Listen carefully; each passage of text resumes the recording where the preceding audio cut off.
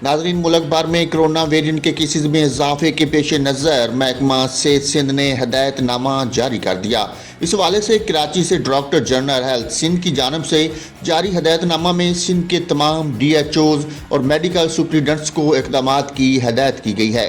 हदायतनामा में कहा गया कि कोरोना के मुतासिरीन के साथ मुंसलिक अफराद की निशानदेही करके क्वारंटीना किया जाए, जबकि मरीजों से मुंसलिक अफराद टेस्ट कराएं और सेल्फ आइसोलेशन इख्तियार करें।